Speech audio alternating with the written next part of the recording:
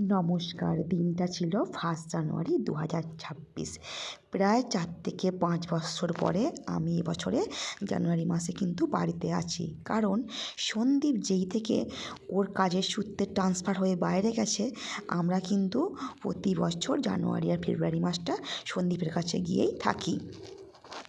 এবছরে সন্দীপ নতুন জায়গায় ট্রান্সফার হয়েছে বলে আমাদেরকে নিয়ে কোথায় রাখবে এখন এরকম ব্যবস্থা করতে পারেনি।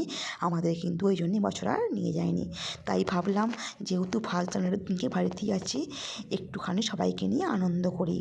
যেহেতু আমার বাড়ির থেকে আমার মামা বাড়ি আর দিদির বাড়ি খুবই কাছে, তাই আমাদের কিন্তু সমস্ত কাজেতে মামাদের আর দিদিদেরকে তোমরা দেখতেই পাবে। দেখো, সাথে কিন্তু লাল আর নীলকেও নিয়েছি। আজকে আমাদের পিকনিকের মেনুতে ছিল মাশরুম পকোড়া আর কফি।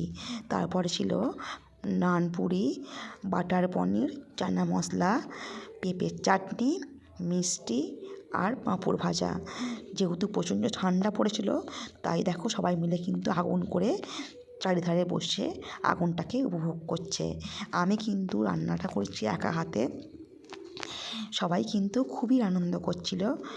এই যে আমার ছেলে কিন্তু এবার লেগে পড়েছে পরিবেশন করতে। মোটামুটি 8টার মধ্যে আমি সমস্ত কিছু রান্না কমপ্লিট করে ফেলেছিলাম। 8:30টার মধ্যে সকলে মিলেই খেয়ে দিয়ে বাড়ি চলে গিয়েছিল। কেমন লাগলো ভিডিওটা অবশ্যই জানিও।